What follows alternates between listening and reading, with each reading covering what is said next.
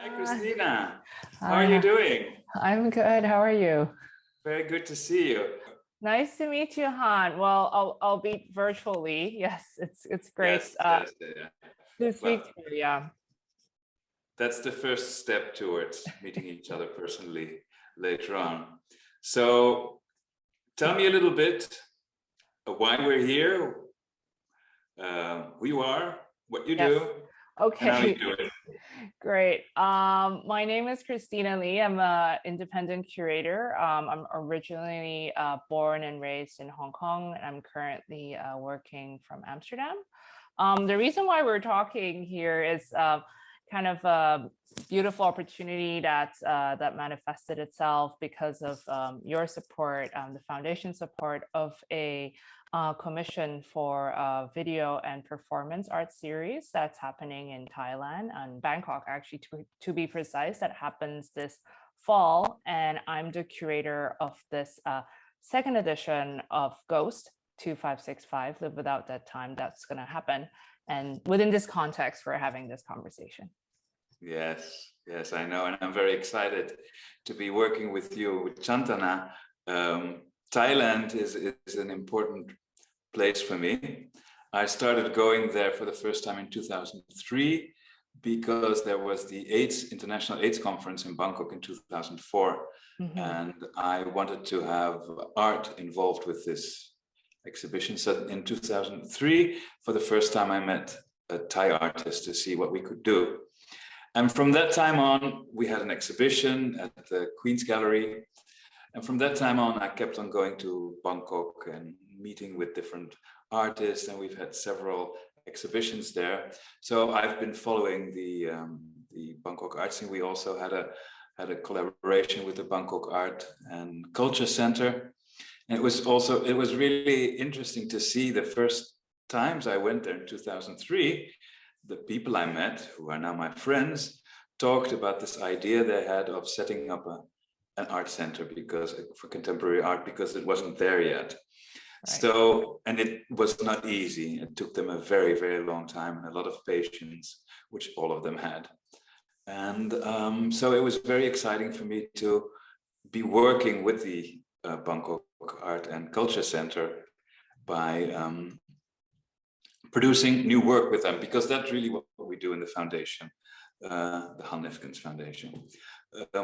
We produce new work with video artists, emerging video artists, mid-career artists, that we show in different platforms. The art institutions we work with, the different biennials we work with, and in this case, your Ghost art explosion in Bangkok. So yes, we're very happy to be working with Chatana. We already saw several Thai artists because they were candidates for some of the grants that we had with different art institutions. So I'm not completely unfamiliar, but still to be somehow involved in this process is really exciting. But Christina, I saw the information you sent me about Ghost, about all the things that are going on.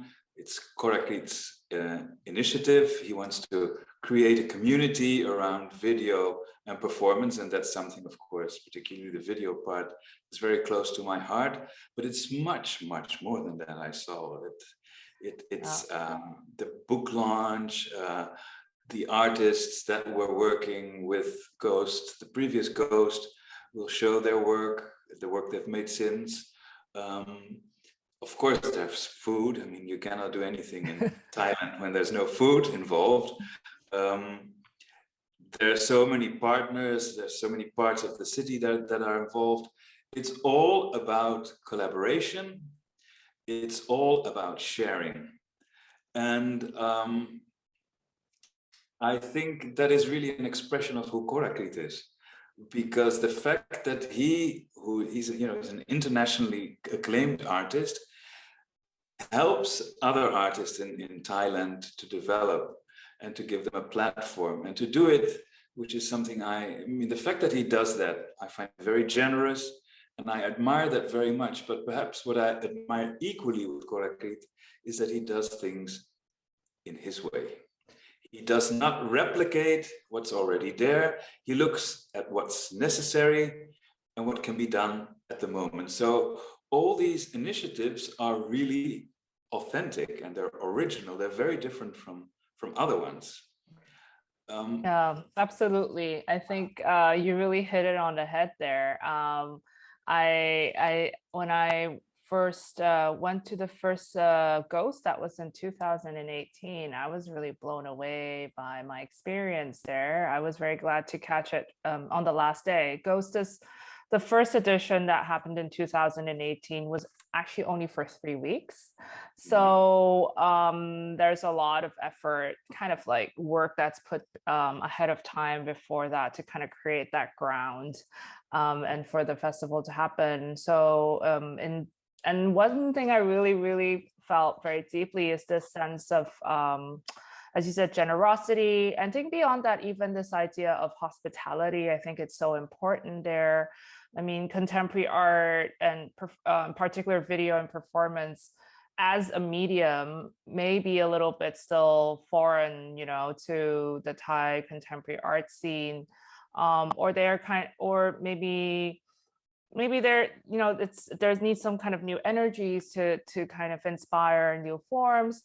And I really thought is incredibly well done. And a lot of those efforts are kind of continued in this edition. And one thing I definitely feel that Cork together with the Ghost Foundation and everything, and like a endeavor like this really needs a lot of people behind it. And I think what I really learned through this process, we're not there yet. I mean, we're in August and we're 2 months before the opening, is this really sense of working together and this collaboration, improvisation. I mean, Thai culture is really about flow and sociality.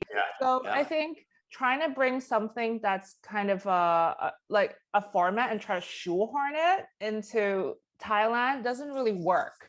You know, you really need to, it has to interact and interface with the community and the people who you think are the audiences or who you want to work with, and to make it something else. I mean, there's no kind of like carbon copy of one thing that you can bring to Thailand, because there's always influences.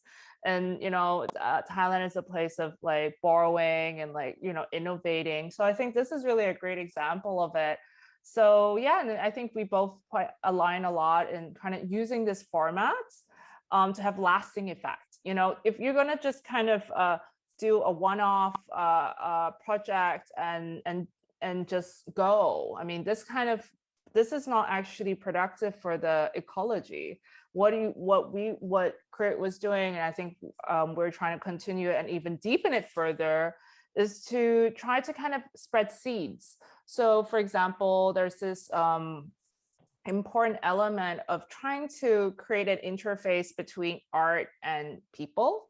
So really trying to do away with, you know, art jargon or terminology that makes art seem elitist to some people perhaps, and then really trying to kind of like have young art interested people, we call them hosts, and we go through kind of an alternative pedagogical model of like talking to them about art, explaining what the concept is in relation to their life. So it's not something that they're in school, they have to memorize, but really try to experience it and embody those knowledges. And especially because the project this year in Ghost happens, part of it in the old part of Bangkok.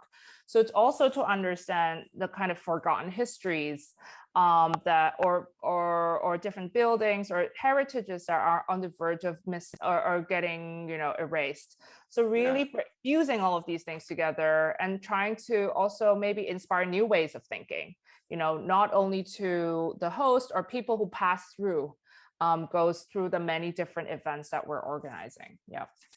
You know, I think this is extremely important because we're working a lot in Asia, Southeast Asia, East Asia. And the way we work is that for the different grants, we have scouts. Well, you know, of course, about that. Those are experts in the different geographic areas that each present us with 3 candidates. And of course, the joy is when all these dossiers come in and we see art from Cambodia, from India, from Vietnam, from Korea, most artists that we've never heard about, and then we see their work. So we look at every year hundreds and hundreds of videos of artists that are new to us. That in itself is wonderful, and it's so enriching. Then the art institutions that will show the work select from the shortlist the candidate that they want, and we do that by talking about it. So in that sense, I feel that what I've learned from this culture of sharing is that voting an art and a candidate, a winner, is not the way to do it. You know, you do this by talking, because that's how you also learn. When you see why some people from art institutions, the curators or directors, prefer one artist over the other, what's important for their public, for who they see, who will see the work. So what you're talking about, this whole idea of flow, of adapting to the circumstances, this is really what we've been learning organically over the last years, working with so many different art institutions. And to be honest, I really think this is how it should be done in the future.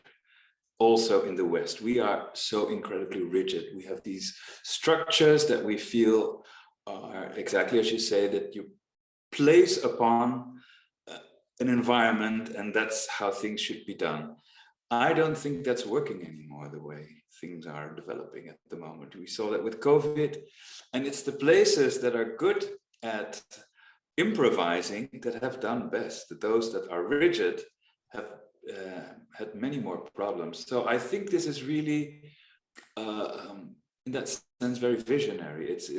It has to do with Thai culture, and it also answers some of the questions we always have as a Westerner looking at these videos from all these artists from all over the world. I sort of wonder, so what criteria do I use to decide on this? Do I use my very aesthetic criteria, the ones I've been brought up with, or do I accept the way cultures are, but how do you maintain equality then? So I've learned many things to be much more flexible, and I've unlearned many things as well. So, and that unlearning continues. And yeah. I feel that Ghost is a very good opportunity for me to learn about flexibility and about being open to what's going to happen, and to unlearn so many of the things that have accumulated in my head over the last 68 years. No, I mean, this is a really great point. I mean, to that point, I have to say, part of the research project, part of the research process for me to come up with the idea of Ghost and to put together the festival really lied. I mean, it was a huge obstacle, obviously, because Ghost was supposed to happen last year. It happens once every 3 years, but because of COVID, it was not possible. And it was interesting to kind of think about how, even though it's a video and performance festival, one would think that you can get as many portfolios as you want and you can just watch them all online. But for me, I felt it was very integral to physically be in Bangkok, because I do feel like curating live experiences require live, presence there, and almost like I feel like I'm a human antenna. Everything you get on your computer is data and information, and how do you actually go through it on a sensory level? I think that was something that was quite crucial to me. And for that, it almost opened a new way for me to understand the city and navigate the city, and also the culture and I was there for 7 weeks for my research, which is actually quite a long time if you think of pre-COVID times. Like, I spent 7 weeks in a place, but of course, I mean, having, this whole idea of like spending time and understanding a context. 7 weeks is long, but it's not enough to know everything. I do not claim to be an expert, but I just was really happy to kind of found my own entry point to scratch the surface of what I thought was relevant and interesting for the moment. And what I really learned a lot is how storytelling happens in Thai culture. At the time I was able to see some theater and to understand how metaphor was important. Like how, and when you were talking about like, oh, you need to understand the aesthetics, but I think beyond that, it's like, what is the tradition of storytelling? How does this translate to video and film? Because for example, in Thailand, and of course also in Chantana's work, it talks a lot about molam, which is a very particular kind of song and singing that has to do with oral passing of history, of lessons, of resistance. Something, in Thailand, there's so many different, oral traditions or kind of performance traditions of telling stories, to really just know how these practices take place, also inform how one could look at video art and film in general. So I think, yeah, you're absolutely right. It's an immersion also, like different cultures have different, traditions, definitely. Yes, and that's really the exciting thing of what you and I do, right? To get to know these different cultures and as you say, immerse in them, and then, well, just be open. I think it's very important to sort of park your judgment somewhere very far away, Right. and experience it, and then later on there can be a selection. In the way we work, it's the art institutions that we collaborate with who decide on who the person is, the artist is that will get the grant.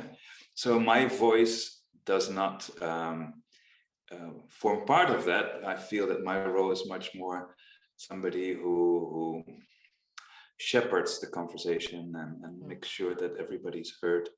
And so I go into these meetings, of obviously Zoom now, yes. Without an agenda. It's not that I feel that this artist or that artist should really win. It's up to them. And that has been a wonderful learning experience for me, because of course, sometimes artists are shown that would not have been my first choice, because I have my tastes, I have my, again, as I said, I tend to really like things that are aesthetically pleasing, that are very poetic. So if I were the one to choose, it would always be sort of the same thing. But since it's the art institutions that choose, I get to know artists that probably would not have drawn my attention before, and I've learned an awful lot about that. And the interesting thing is that really I like them often. I'm really excited about the process, and it's nice to see how this is evolving. I'm sure you have the same experience. Yeah, absolutely. When I was there, I think what I really did was trying to understand the lay of the land, like really, okay, meet as many people as possible. And it's always, when you curate, it's always very hard in the first stages, because I think also people are like, what kind of stuff are you looking for? Right. What's your interest? And I always tend not, even though deep down we all know there's preferences, but then you don't want those things to cloud your heads, because you really want to kind of like put away that and just understand why a person makes a work in that specific way. Right. Because it's not really only about the outcome. The outcome is one manifestation of someone's practice, but the thought behind it requires conversation. So that's why that's exactly like that. Like I really went very open-minded into it. But then it's also sometimes choosing works is not about liking it. I think, of course, liking is an important thing as well, but I think how does it reflect on the theme? How does it add on to a conversation with the other works that are presented? I think in particular, one thing that I was really clear in the beginning was I really wanted to commission new Thai works, particularly because in an art context where everyone has probably day jobs, or for example, Chantana is a filmmaker and also writes a TV series. that part of the commercial part, but then where does the art production happen? Often through commissions, because there's no other resources for it. So and through the COVID years, there's enough work that's produced elsewhere that we could present to the Thai audience. So for me, it was really important to use this opportunity to create new work for Thai emerging artists. So that was kind of where I was looking for, like, okay, I wanted to see what people are busy with, what are they working on, what compels them. And I think Chantana and also Tulapop, another Thai artist that were commissioning new work, really stood out for the conviction and the stories they feel like they really needed to tell. And I do believe in the power of film and art, that it's able to become vessels and advocate for certain things. And I mean, this Chantana is a very unique case also because she her last work and her first artwork was in Bangkok Art Biennial the 2 editions ago, and then she's not known as making art. But then I thought, hey, there's someone who's has such a strong view and such a strong idea. It would be super interesting to kind of offer this platform. So in a way, I think that was a little bit, and not about even liking or not liking. I mean, I love her, the way she tells story, but also commissions are kind of a little bit of a risk moment, because what happens at the end and what the intention was could be very far from each other. So it's really kind of believing in that person's vision. And I think that is something that I really think is quite important, more than the outcome sometimes. Yeah. I completely agree with you, Christina. I think a commission is like, it's a gesture of confidence in the artist. And besides giving an artist the economic possibilities to produce new work, the fact that you tell them, I believe in you, is an incredible boost. I've noticed that with so many artists, the fact that we really confide in them and are convinced that they will make a work that's worthwhile showing in the different arts institutions that we work with, really helps them. The psychological boost and that is a very important part. And I think that's why giving commissions is also very, very important. I told you before that we've been working in Thailand very, very, very long time. And I remember that during one of our exhibitions that we had, a young Thai woman came up to me and said, "How do you look at art?" And I thought she hit the key. This is exactly the question that we have, which in fact, I don't think we've been able to answer completely, but just she got to the core of it. And at the time I answered, you look at art with your heart, which is true. There's many aspects to it. But the fact that she was so open to say everything I know, my judgments, I sort of pushed them aside. I would like to know what the best way is to look at art. I found that really promising, very hopeful. And I'm sure you have these experiences as well with the many young people that you work with through Ghost. Yeah, I think, going back to the example of Chantana, I think she's coming from a field that, her background, like her discipline, let's put it this way, in other kind of more developed contemporary art scenes, like in Amsterdam, like if someone would be like, hey, I've made films and I made TV series, and then somehow I dabble in art. It's a totally different context, right? And I think in Thailand, it's interesting because on one hand, what is art to people? That's a question that people have very different answers for. Particularly with video art. Exactly, and also I think in Thailand, especially when, let's say, the film world, film here, talking about the film industry and the kind of contemporary art field, it's so fluid. I feel like, again, going back to this thing about the flow, it's like sometimes it's almost like, why do you need to make categories? Because, a format serves a purpose. So if I have something that is more towards that, then so be it. It's going to be a film that will be shown in exhibitions. And if I have something that could be a feature length, and that could be a film and requires different economies, structures, and that'll be it. So it's not so clear cut, which also makes it quite freeing when you talk, when also these kind of questions about what art is, what not.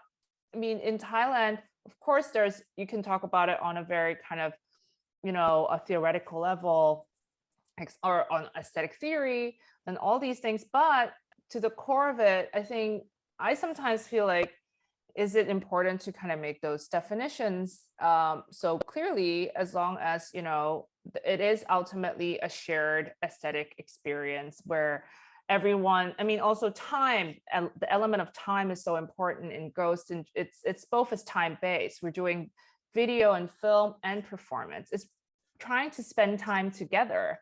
You have to physically be there. So I think this notion of a sensorial experience, or also when you say, hey, how do you see art is through the heart, all of these are valid things when you are physically embodied in this experience of looking at contemporary art. But I think that it is very Thai, isn't this? You've mentioned the word flow many times, and if you look at the importance of water in Thailand, even in Bangkok, of course, with the klongs and all that, everything is flow there, everything is water, and there's absolutely no need to put names and labels on so many things. That's part of the Thai culture, and I think we can learn a lot from that as well, because you can see that worldwide the whole idea of different disciplines and is just becoming more and more fluid. And, it's a question of adapting to everything that's changing, obviously. Well, I mean, there's definitely kind of great things, and also somehow a little bit kind of frustrating trying to be in this zone of ambiguity depending on where you enter it. It's just different modes of working, and I mean, I'm constantly learning and somehow surprised with how things can happen in a different way too myself when working on Ghost. So it's been quite as you coined it quite well, this unlearning process. Absolutely. And that's why we do the things we do, right? To learn and to unlearn, because for us, that's what we get from it. Absolutely. Going back to production, can you tell me a little bit what the situation is like for artists that want to make video art in Thailand at the moment? I think right now, since 2003, when you first went to Thailand to now, I think things have changed quite a lot. I mean, there is the Bangkok Art Biennial. There's quite a lot of nonprofit spaces, and also some like About Cafe is not there anymore, and there's new ones. Obviously, I think, I mean, I hinted upon that earlier when we're talking. I mean, I think the infrastructure there is still, the nonprofit infrastructure is still very much reliant on private funding, I think. For example, it's always, I think the kind of the state cultural funding is not as robust as one would want. Obviously, there are kind of really interesting initiatives right now, like the Thailand Biennial, which is a roving biennial that happens. This is the 3rd edition, I think, is next year, that will happen in Chiang Rai, actually. So that is kind of a kind of supposedly quite well-funded cultural enterprise, we can put it that way. But in general, I feel like it probably has been better. But then opportunities like Ghost or opportunities like Bangkok Art Biennial probably, and these are places where art does get to be produced, let's say, in a nonprofit setting, but otherwise then they will be produced for gallery settings, for instance. So it is very much, apart from obviously painters, etc., which have a studio practice, I feel like the commission is still something, quite a drive to produce new work, and usually the commission comes with an event, let's say. So it's a very different set of economics, and therefore there's also in the film world, or at least artists who are working in film and video, they're also kind of work in the film industry as well as for their day job in order to supplement their income to make work for contemporary art. So yeah, that's kind of a little bit what's happening. Probably it must have been different than when you first encountered the art scene in Bangkok. Maybe you can tell us a little bit more how it was earlier on. This is the old man talking about the earlier times, right? Yes. Well, one of the things I mentioned before was that so many of the artists were talking about the need for an art center, contemporary art center, and how difficult all those obstacles that was going to happen, and then it didn't, etc., etc. So everybody was very focused on that, but there were very few other initiatives. As you say, you could see art at the different galleries, and a lot of the art was very much traditional. So artists would sort of work the same way as their teachers. Respect, and that's the way it was.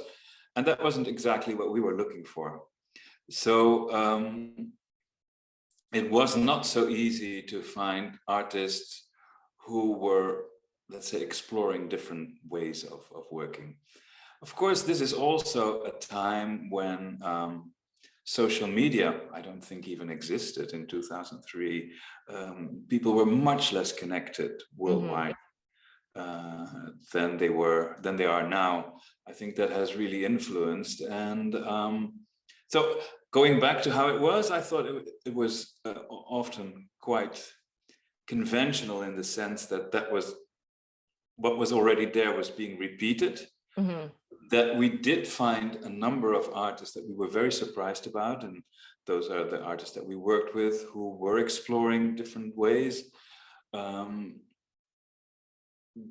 The idea of a biennial or triennial or an art festivity as Ghost obviously didn't exist at the time, and I have this feeling that. In 2004, I went to an event at Jim Thompson House to celebrate Apichatpong's showing of his work at the Cannes Film Festival. And I feel that somehow this was a turning point. Right. Because he came back and he started a different project. Riakrit came back and started a different project. Korakrit did the same, and there were these artists who had international acclaim, but who are very Thai, who understand the Thai culture, and who are very loyal to their country, going back and helping Thai artists. And to me, that's the force that has triggered this change that I've seen. So again, the word to use here is generosity. Right? Yeah. I think so. I mean, what I was talking about was, I feel what the kind of picture I sketched was a little bit more general, but I guess compared to when you were there in Thailand, I think now, for example, Jim Thompson has an art center, and so that's also a very positive. I think there is desire and also will and also resources to try to kind of enrich the ecology of the art scene there. I mean of course there's Maiem in Chiang Mai, and then there's Mai Ili now also in Khon Kaen. So there's actually I think things are much more spread, let's put it that way, like outside of Bangkok, maybe even outside. I mean, Chiang Mai of course is also another place, but like Khon Kaen, the fact that there is another museum there, I think that maybe what I'm curious, hopefully, is to kind of see how the art scene decentralizes from Bangkok, which I think it could be interesting to see, where it's when things could happen more kind of organically, as we see also as how resourceful Thai artists are. So that's something I'm curious about to see actually, because I think everyone everyone works very hard and they all kind of put their love and passion into what they do, and that's something very evident. I think that's kind of the heart and soul of the art scene, that you really do see a lot of great people really working hard to promote the work they do and the artists in their community. Yeah, and that's why it's very nice that we can all collaborate in our own way, to see that happen. And as you talk about the decentralization, and I'm just so excited to see about what's going to happen, in the future, and all this collaboration between people, all these influences, all these new ideas. It's really wonderful to be part of that. I think we've talked quite a lot, and we can talk much more. I'm sure there's something more to say, but I don't want to bore people. So it's been great talking to you, Christina. Yeah, thank you so much, Han. I hope you can come to Bangkok for Ghost in October. Let's see. Let's see. Yes. But for those who's watching, for those who's watching, yes, of course. Come to Ghost in Bangkok. It's October 12th until November 13th, right? Yes, exactly. Yeah, you can find more details on, well, I think both our websites. We can find more details on that. Yeah. Okay, Christina, it's been really nice talking to you. I feel this is only the beginning of our conversation. Likewise. So I'm sure we'll be able to talk later. Right. Take care. Okay. Thank you so much, Han. Well, thank you for the opportunity. Have a great day. Ciao. Okay, same to you. Bye-bye. Bye-bye. Ciao.